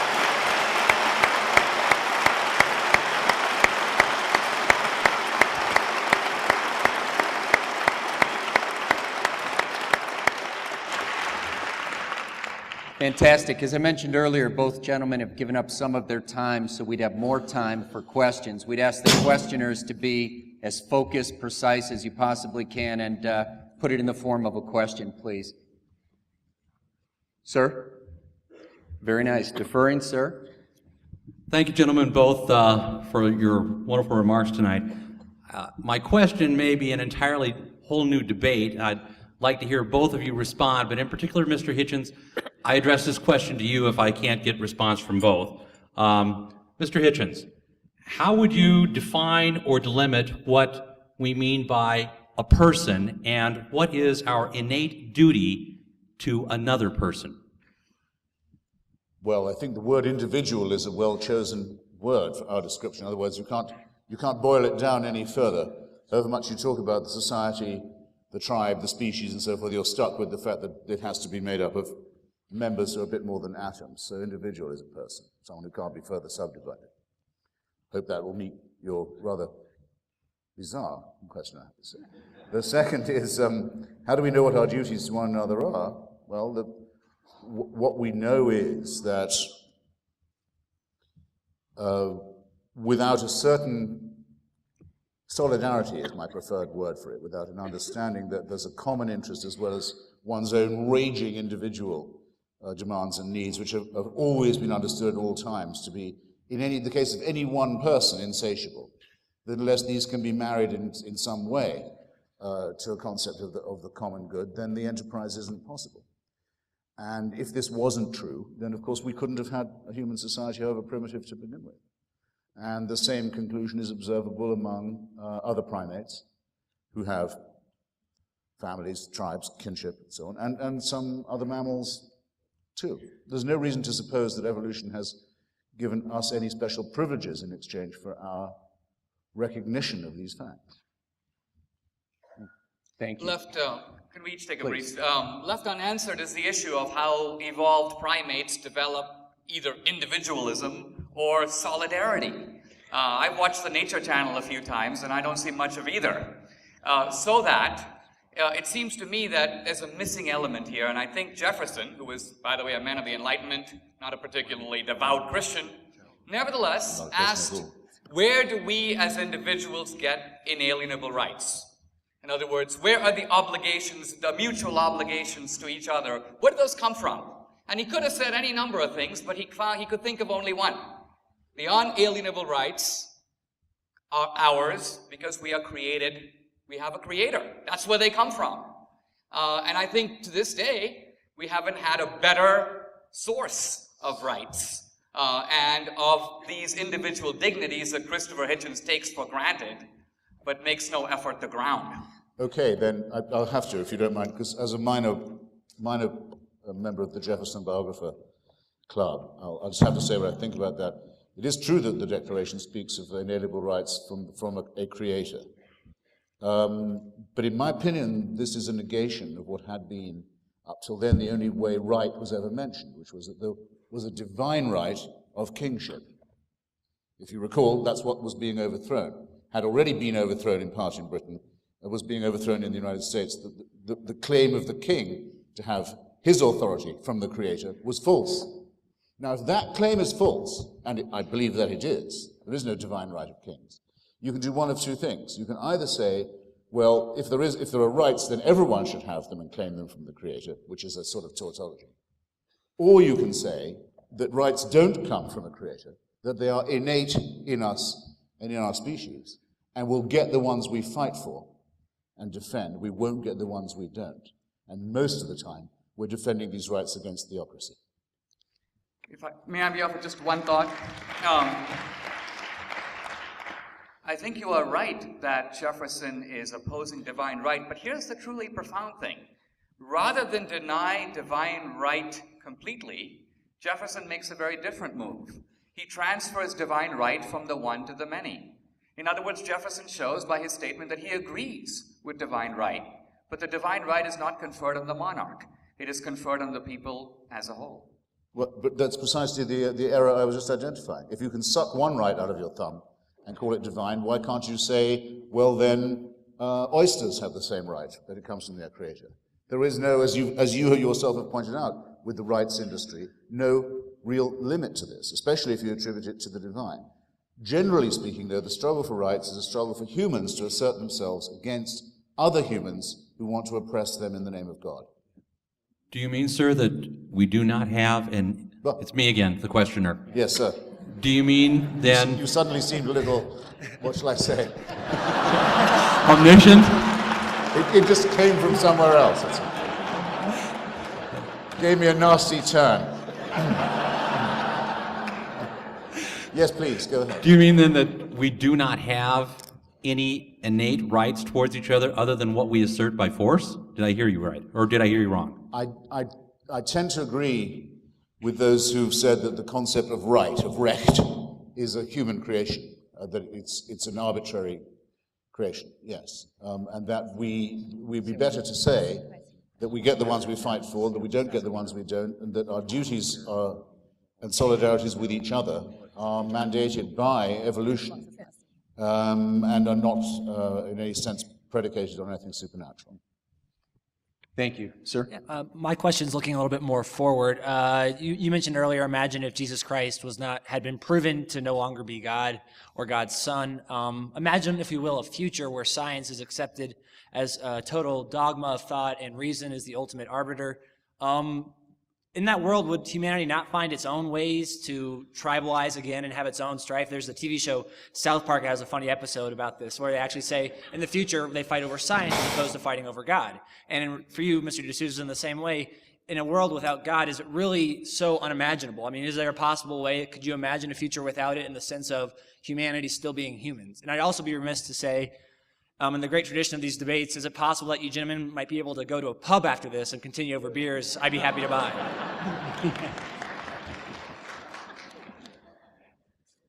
On the second point, I think it's as certain as anything can be that I'll be in a bar an hour from now. And Dinesh quite often, Dinesh and his wife have often joined me there. On your point, my view of the mammalian evolution of our species is that we are programmed to be superstitious. Religion is unvanquishable, unbanishable, as long as we're partly rational, as long as our prefrontal lobes are too small, our adrenaline glands are too large, and our opposing thumbs are still too clumsy. Of course, people can be sold every kind of delusion. I half agree with G.K. Chesterton when he said that people don't believe in God. They don't believe in nothing but in anything. I believe that the belief in God is a willingness to believe in anything. But if you take Orthodox religion away, you may very well find someone worshipping a pet rock, or a tame fish, or a crystal, or some New Age nonsense healing process. Yeah, but that's the way a lot of people are. I just would like to say that there's a solid minority of us who are not impressed by any of this. And we're citizens too. And deserve that much respect. A tiny thing, just to reignite the disagreement that Dinesh and I have. He said science is based on reason. I don't think that's absolutely necessarily true, because humans aren't based on reason. Newton, for example, believed that the Catholic Church was Antichrist, and only Protestantism was true, and that the Trinity meant that you shouldn't be allowed to teach at Cambridge University if you believed in it, for example. Joseph Priestley, the discoverer of oxygen and carbon monoxide, believed in the phlogiston theory. Alfred Russel Wallace, Darwin's great collaborator and maybe progenitor, was never happier than going to a spiritualist seances. A lot of these religious people, scientific minds, were terrific crackpots. It's not until Einstein, really, that you get something like pure mind as a scientific expression. I would prefer to say that science bases itself on evidence as well as reason, and that's the missing term in Christianity and Islam and Judaism and the rest of it. A good scientist will say, here's what I'll tell you now in advance would prove me wrong. Here's what I think is the case. But if you find this, I'll tell you now, I'll climb down. So for evolution, there is no religious believer who can do you that service, who can say to you, show me this and I'll stop believing. It's never been done. In the nature of the thing, it couldn't be done. The E word for religious people is essentially meaningless. It's occasionally convenient. Sometimes they think they'd like some evidence, usually in the form of miracles, because faith always turns out to be not quite enough. Let's have a bit of evidence, a tiny bit. I forget which scientist said. Scientists of evolution said, okay, what would make you stop? What would make you say you were wrong? Rabbit bones in the Precambrian layer. That would do it. Find me a rabbit bone there. It's all over. The debates between Dawkins and Gould on punctuated evolution, for example, are as intense as any debate has ever been between schismatic Catholics, Protestants, Sunni and Shia Muslims, or anything of this sort, except that they're all decidable on evidence as well as reason. That's what makes all the difference. All the difference. Okay.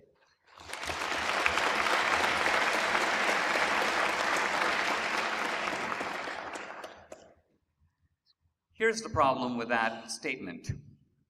There are the biggest questions of life. Who are we? Why are we here? Why is there a universe? What's our purpose? What comes after death? These questions, if you think about it, are in some senses as much in the dark as they have been since the time of the Babylonians. Science has left them completely unanswered and untouched.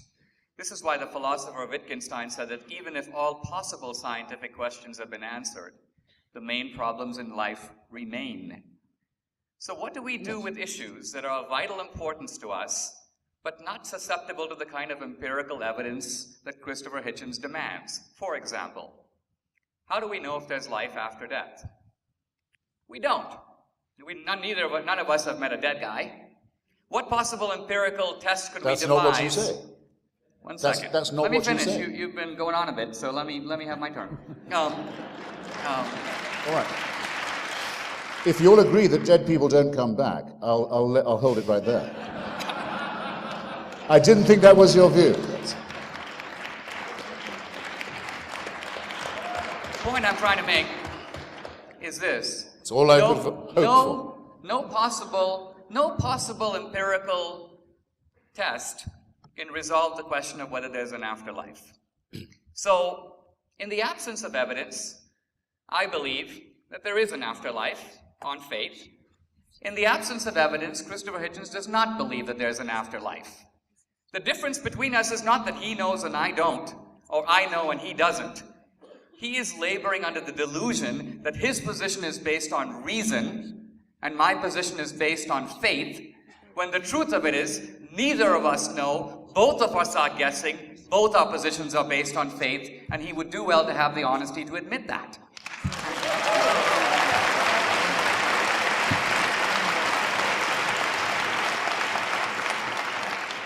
There's a strong clap anything faction here tonight. It's Apparently even I can appeal to it. Since you just said to me and to the audience, and I think it's so recent, so moments ago that people will remember it, you believe that on faith, the afterlife, and I don't. Then you say, we're the same, because we're just as faith-based as each other.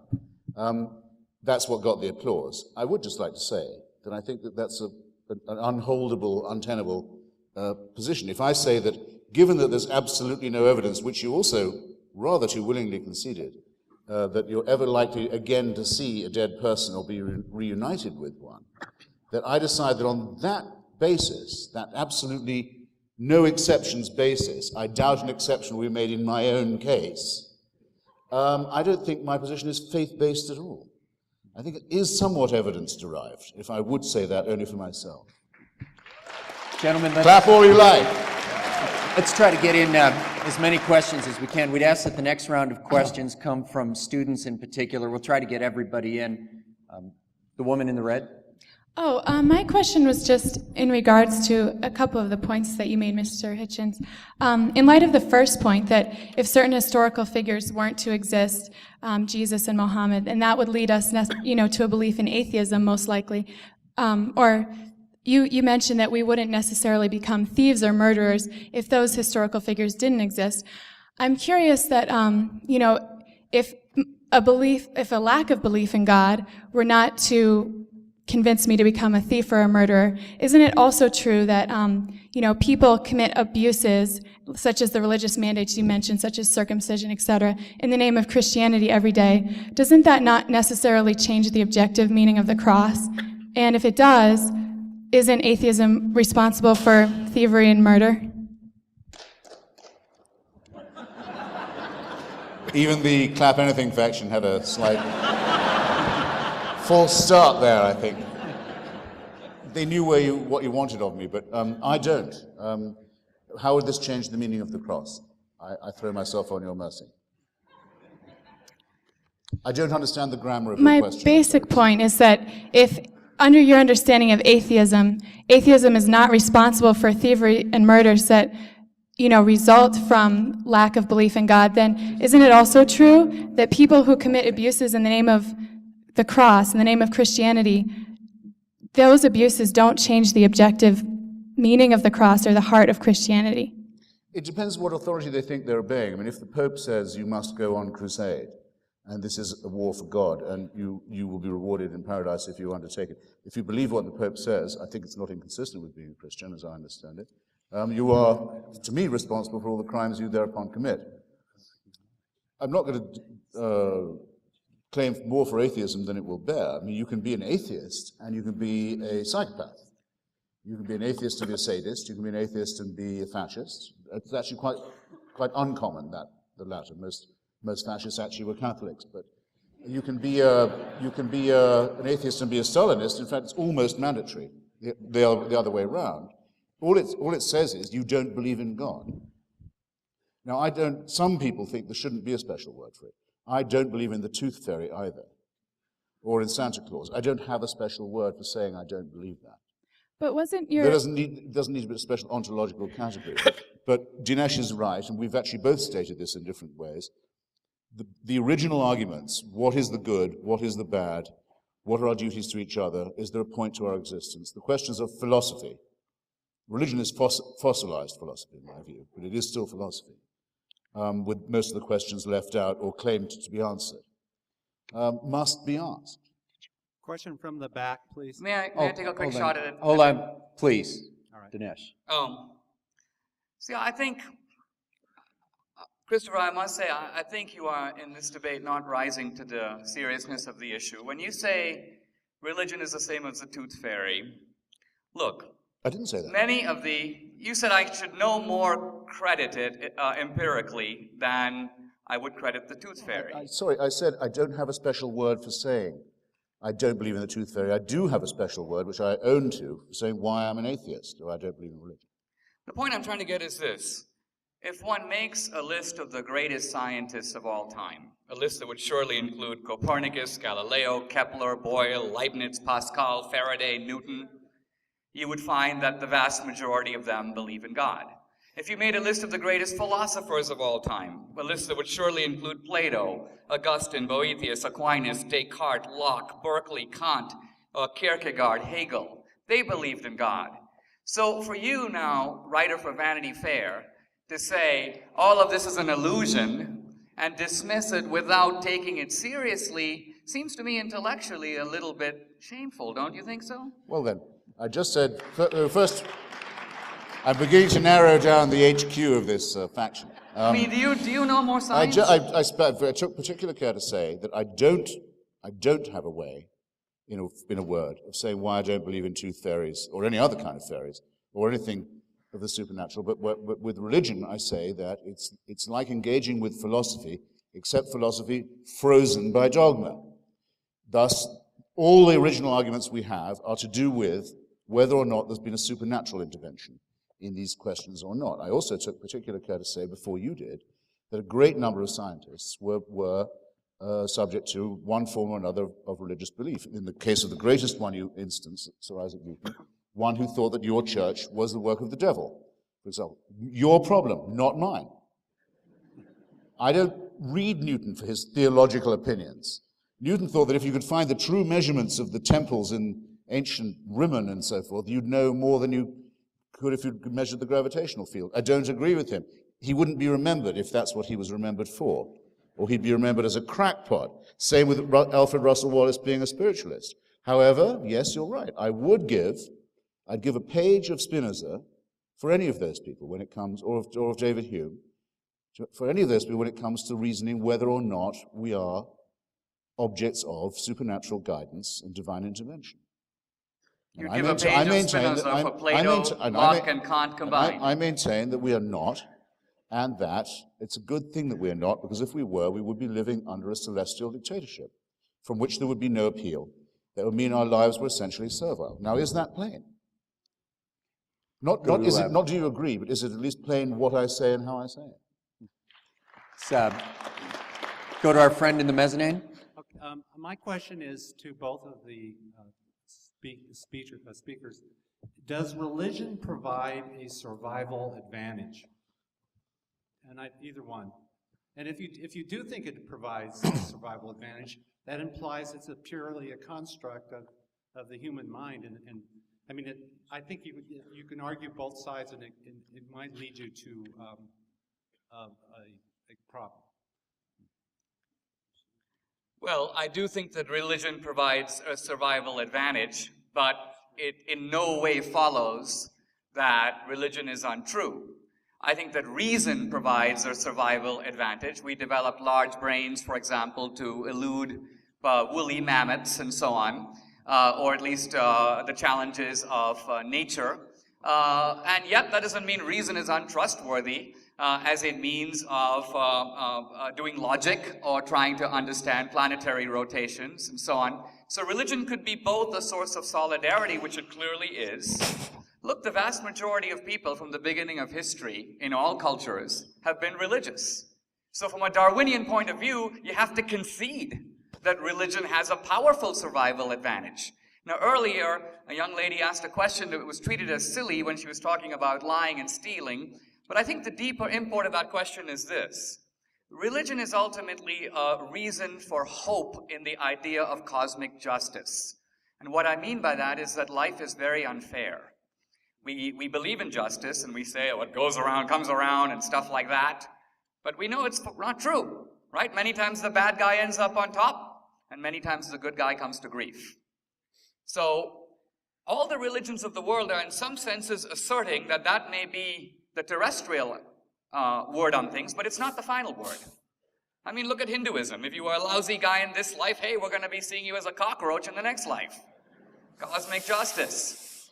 So, the survival advantage of religion is multiple. I mean, number one, it is the sole tested means of transmitting morality to the young, right? In every culture, if you ask someone, where did you learn about right and wrong? He says, I'm a Muslim, I'm a Hindu. Now, true, we can probably do it by philosophy, but I've yet to meet a guy who says, I got my morality from Hegel. So we can talk all we want about philosophy, but the truth of it is religion has delivered the goods as being the transmission belt of conveying morality. What about hope in life and a sense of purpose? When there was the Virginia Tech massacre, how come that secular campus suddenly became a kind of cathedral in which everyone was invoking consolation and God?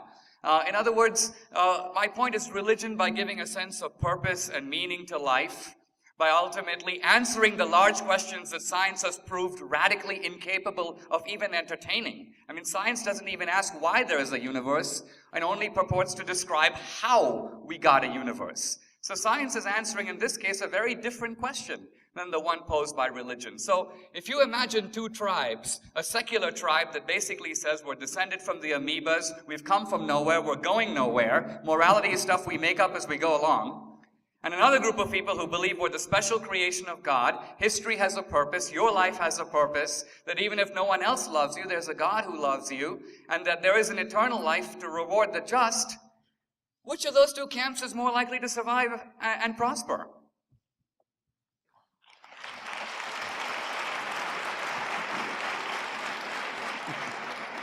Dinesh was doing very well for the first half of that, and I completely agreed with him. My friend and ally, Daniel Dennett, in his book on Belief in Belief, says that he thinks it's extremely likely that religious faith gave people advantages of survival. If you go to the witch doctor and you think he is a real doctor, everyone knows that there's an element of morale involved in recovery, and it may be a very small advantage based on an illusion, but these are areas where even a tiny advantage may indeed help. However, rather than confine himself to that, Dinesh goes on to say, but wouldn't it be nice if it was true what the witch doctor said? You just heard him say it. I mean, after all, you'd feel a huge amount better if there was life everlasting as a reward for virtue. Well, that's known as wish thinking. I phrase it like this. I'll take up your Jefferson challenge again, if you like. Thomas Jefferson says in Notes on the State of Virginia, about the slavery question, he says, I tremble for my country when I reflect, you've all read it, that God is just. If you haven't read it, you'll remember I said it. You'll go and read it now. I tremble for my country when I reflect that God is just. Who can forget? But if there is a just God, what is there to tremble about? If there's a God who really loves you and knows that you're there and cares for you and looks out for you and is interested in how you're getting on and how you're going to get on and wants the best for you, what is a small question like slavery?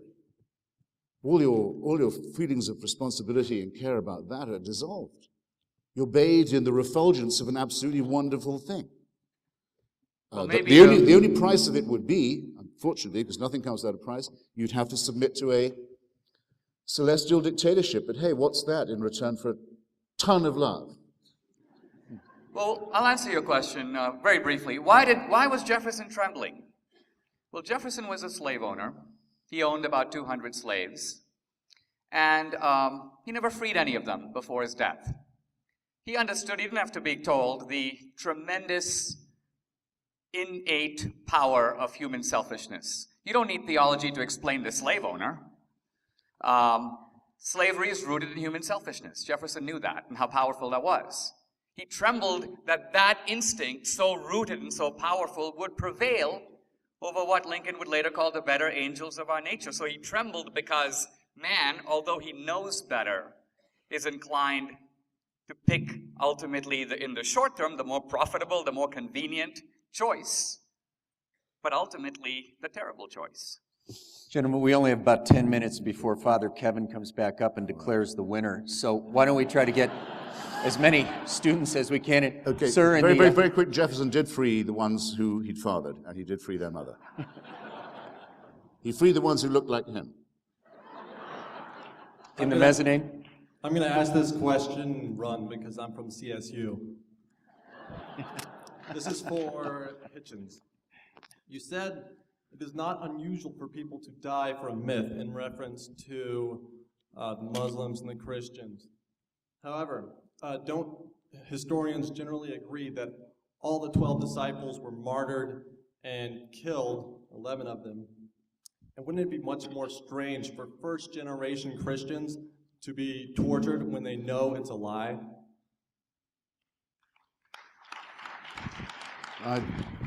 Doesn't challenge what I said at all. I take it as a comment. No, there's no historian who would say that, by the way. It's not. These things are not historically established. No one ever died for anything they knew to be a lie. Even if you think of the Islamic radicals, they are dying for an imagined promise. I didn't say they knew it to be a lie. I said the whole story is a legend. But if the whole story is a legend, then the early Christians, having no basis for it, may have been under another impression. I can't know the subjective views of somebody else. I don't. It's the same as someone saying they saw the stigmata. If I wasn't there, I can't say to them, they didn't. I can only say, I think it's much more likely they were under misapprehension. Exactly. Well, we're talking about plausibility of motive here. And, Yes. For example, Paul, in discussing the issue of Christ's death, says that he has 500 witnesses. He says some of them are dead, but some of them are alive. And this is, by the way, in a book written about 30 years after the crucifixion. So my point is, we're talking about historical documents in historical time, and we're trying to attach motives and plausibility to them. I also want to point out, you mentioned a moment ago, wishful thinking. Somebody asked me about the survival advantage, and so I answered in those terms. But I do want to point out that wishful thinking is always punished in evolutionary terms. From an evolutionary point of view, it makes absolutely no sense to entertain a set of beliefs about the afterlife that are in fact illusionary. To see this, imagine two rabbits, one of which is, you might say, the religious rabbit, and the other is the atheist rabbit. And they are both being pursued by a lion. The atheist rabbit goes, I have only one life to live, I better run like hell. The religious rabbit goes, I got another life waiting for me that's even better. Which rabbit is more likely to survive? The point I'm trying to make is, from an evolutionary point of view, religion is very expensive. People who much poorer than we are built pyramids and cathedrals. They invested a lot of money in this. My point is, why would these things survive if they were illusions? Why wouldn't evolution encourage atheist points of view to survive? Because they are based on a more hard-headed assessment of the world in front of us. That's a good question. Answering it in reverse, assuming the question's to me and trying not to take up too much time, the huge majority of people in the educated, developed world have become at least secular. You can certainly plot it along a graph of development that church attendance, religious fundamentalism, all these kinds of things have declined as we've evolved in that sense, if you want to put it that crudely. The second, though, is that I don't think that there are certain lessons that are not transmissible. Just as you said that only religion can provide morality to children, a very dangerous proposition, I think people will agree if they think about it. Anyone who does think it might want to look at Mary McCarthy's Memoirs of a Catholic Girlhood, for example, when she was told by her priests at the age of 9 that her favorite uncle was going straight to hell because he was a Protestant. That's not teaching children morality.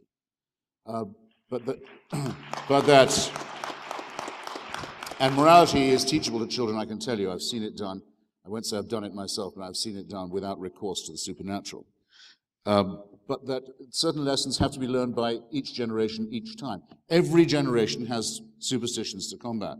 There will always be people who afresh will believe in ghosts, who will afresh believe in things we thought we'd dismissed, spiritualism, table rapping, table turning, conjury, levitation, all this nonsense, has to be refuted in every generation. We don't evolve out of this. It's an argument we have to have anew every time, as we do the argument about whether or not there is a supernatural dimension instead of a philosophical one, and you now know which side of that I take.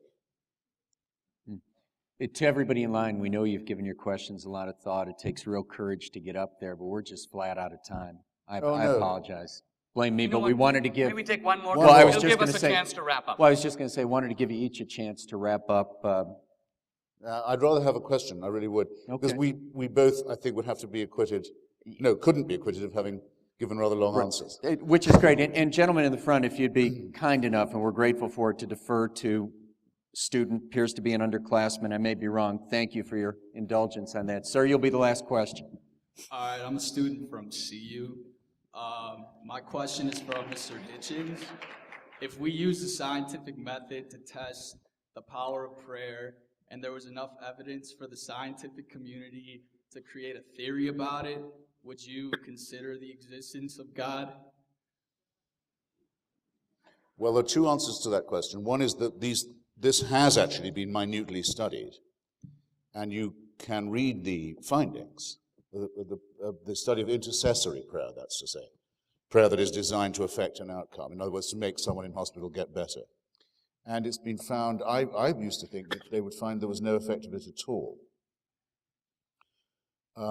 which was what was found, with one slight variable, that very often the person being prayed for the most did slightly worse. The reason being that they felt bad for all the people they knew were praying for them, and the fact they weren't getting any better. Well, I'm just saying, if the scientific community had Well, enough I'm just saying, evidence, would you well, you're asking me if my believe- aunt had bollocks, would she be my uncle? Yeah.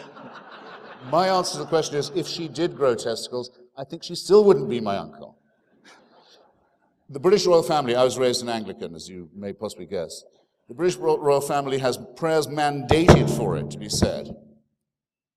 Prayers every single day by every single Anglican in every single service. Prayers for that family, okay? Have you read about the doings of this family lately? The most prayed for family in the world. I would take that as the control experiment if I was you. I'm so glad you asked. I'm not saying that we've done it yet, but if Let me take a shot. If you're saying what would it take to convince me, okay, I I won't be frivolous. If I thought I saw a just miracle, using the scientific method. if I thought I saw a dead person walking, for example, I would be much more inclined to think that I was the victim of a hallucination than that I had seen the laws of nature suspended in my favor. That's just the way I am. I think David Hume was right. The laws of nature have just been suspended, apparently in front of your very eyes. Which, nonetheless, is likelier? That they have been suspended, in your favor, almost always, by the way, or that you are under a misapprehension. Always, to me, the first explanation would be the least probable one. The likelihood that I was having a hallucination would have to occur to me. Of course, it wouldn't occur to me if I was undergoing a hallucination, but that's how these ideas get spread around. The problem is that we don't have final knowledge on what the laws of nature are. If at the time of David Newton and the time of David Hume, you had said to him, light is both a particle and a wave, he would say that that was contradictory.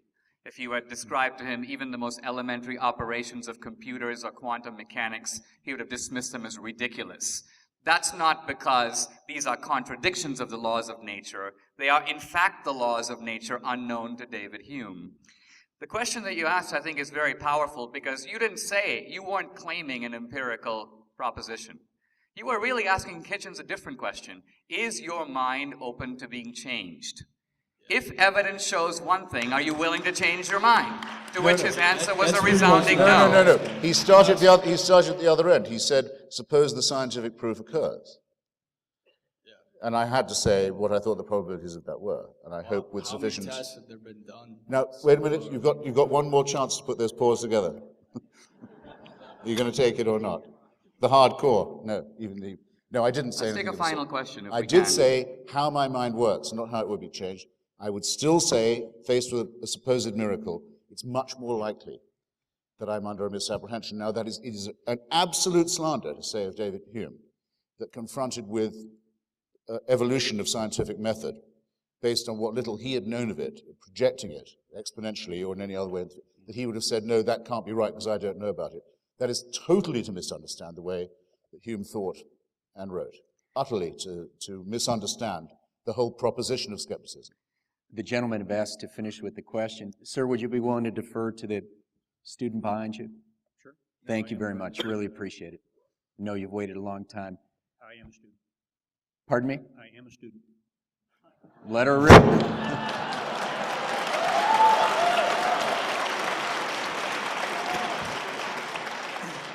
So are we all. So are we all. Yes, thank you. There has been a lot of talk and question tonight about morality and justice. While I am a student, my work mostly is in Los Angeles in the criminal justice system, where I am a forensic specialist and an investigator. When I go to work, I put my hand on the Bible, and the questions are asked, will you tell the truth, the whole truth, and nothing but the truth, so help you God? To which I uncomfortably have to say I do. In those trials, most of which are murder trials and capital Sir, trials. I do apologize, but they're going to turn the lights out on us. Is there a question? Give me very quickly. Great. I see a lot of people lying in that situation to win. And it bothers me greatly. Fast forward or backwards to a class here where I have a theology teacher saying to me that I cannot. There's always one. Boy, sir, I do apologize, I'm but going to ask the question. no, that's what happened to the "don't tase me, bro" guy. No, no, I'm sorry, sir. That's There's what always they one. pay me for. Sorry, we've got to. Ma'am, do you want to ask the last question? And sir, respect your passion, but we've got to get a question going here. Ma'am, go right ahead. My question is for Mr. Hitchens. Mr. Hitchens, you have said that... Don't boo her. Hey, just give her a chance. Go ahead, please.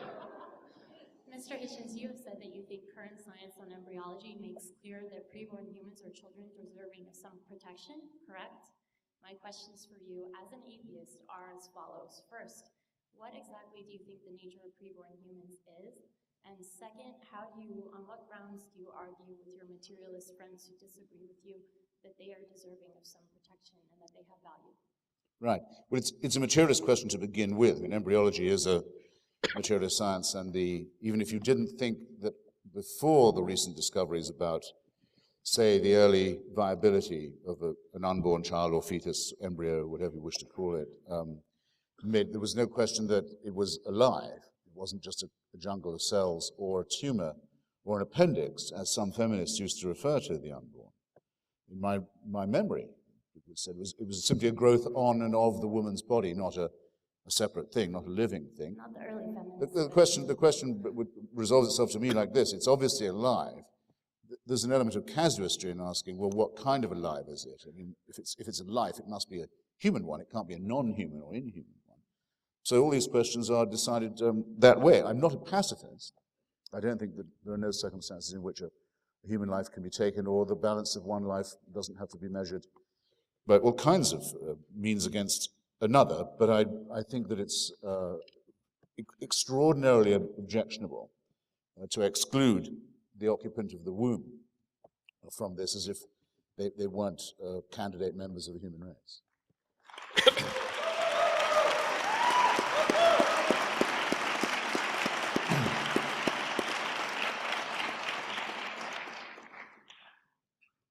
Christopher, I want to say I was tempted to glibly congratulate you for finally getting something right, but I actually want to go much further, and that's how we met. I want to commend you for really a courageous statement in this setting. I do want to offer a thought, though. A few times in this debate, you've used the phrase celestial dictatorship, and I think it's a telling phrase because it gets a little bit, I think, to what's going on here. In thinking about this issue of God, we have to ask, what is the reason for our resistance to God? And then what are the reasons we give in public? The reasons we give in public have to do with things like science, and the absence of evidence implies the evidence of absence and this sort of thing. But in reality, that may not be the real source of our opposition. In fact, I don't think it is. I think ultimately it's not that you don't believe in God, and it's not even that you don't believe in the resurrection. I don't even think you care one way or the other. It seems to me that what you really worry about are the strictures of Christian morality. And ultimately, that's probably what a lot of us in the audience also worry about. If Christianity is true, then morality isn't just something I make up as I go along. There really are some commandments I need to follow, and there are certain ways in which I may have to constrict my lifestyle. In other words, I can't live exactly the way I want. The freedom I enjoy in college doesn't necessarily entail complete moral freedom. So Christianity in this sense is viewed not as untrue, but as oppressive, as in a sense being an inconvenience to your life as the way you want to live it. And so you resist it. But now that you resist it, you can't say that you actually don't want to live by a moral code or by an external or a traditional moral code. And so you've got to convince yourself that it's really brilliance that's bringing you to this position and not a resistance to Christian morality. And so you begin to spout off a bunch of physics you don't know, and a bunch of history that you don't know, and a bunch of theology that you don't understand. And it's all aimed at affirming that there is no God, so I don't really have to follow his rules. In a sense, you get rid of the idea of moral judgment by abolishing the judge. So in some senses, I think these debates are not just about winning arguments, they're also about a certain kind of psychological introspection in which we ask we know the motives for belief, right? Wishful thinking. What are the motives for unbelief? What payoff does that give you?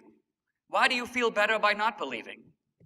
I think when we examine these things, we complete the circle that I think this debate began, namely the idea of applying skepticism and criticism in the best way that a university can, which is to say, to make it self-criticism.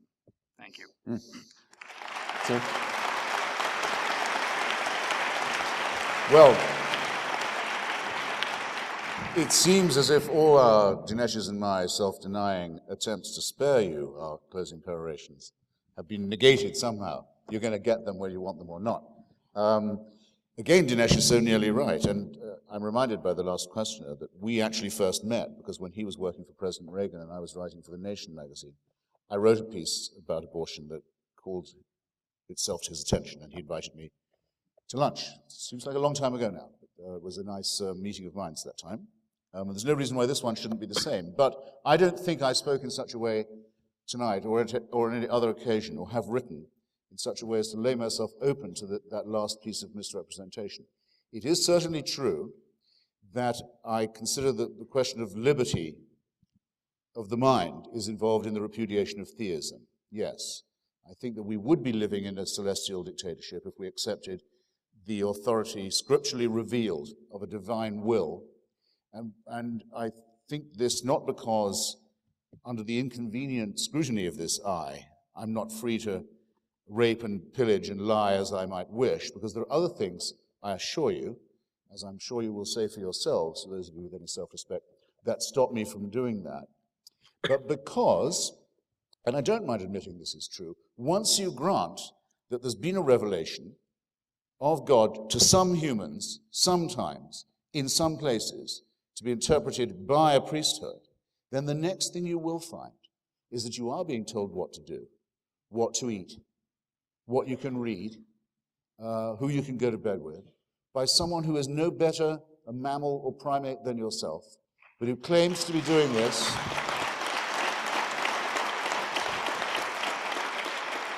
who claims the right to run your life and your sex life and your mind and your reading matter in the name of God. And I won't have it, okay? And the next thing they'll tell you, the next thing they'll ask you for, the next thing, just a little thing is, well, go and live on this piece of someone else's territory. God wants you to settle it. The next thing will be, you're called to holy war now because we can't coexist with the infidel. The next thing will be that. Let it in once and you let it in, all of it. Of all the questions of mine that Dinesh didn't even attempt to answer this evening, because we were talking not about Christianity, but about religion, was, is this only true for one sect, or is it true for all of them? If it's only true for one, on what grounds is that the case? If it's true for all of them, where would that leave us as a species? Think on these things, ladies and gentlemen. Think on these things as you go ahead. Thank you.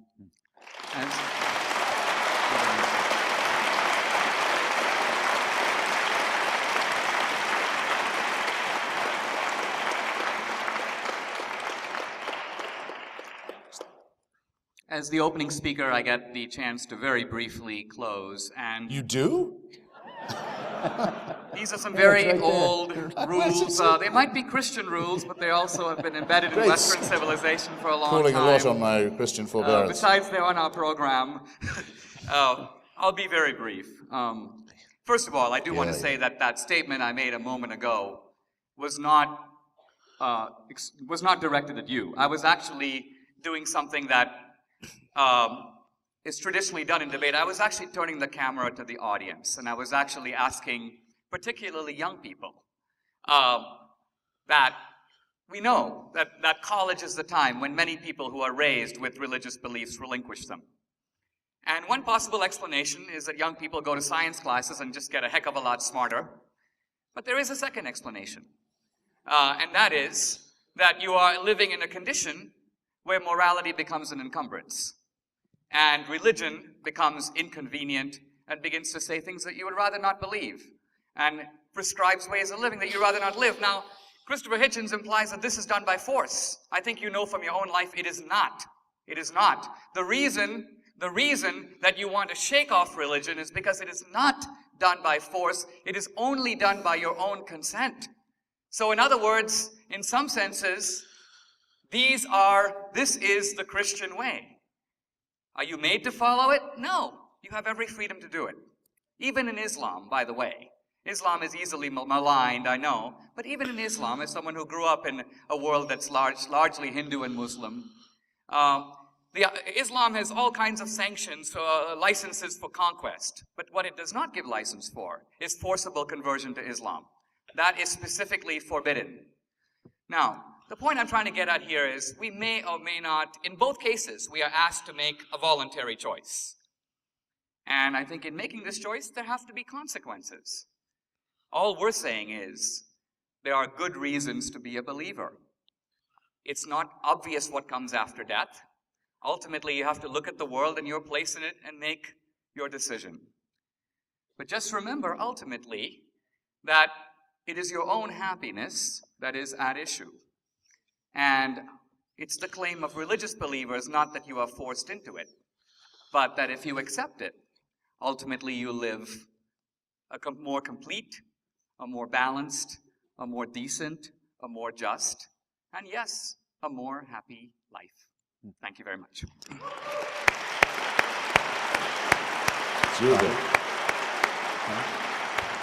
Gentlemen, I think I speak for everyone here by saying it's been a real privilege to have you with us tonight. I don't think anybody here will forget this night for a long time. Thank you. Great job. Tremendous. Thank you. Great job.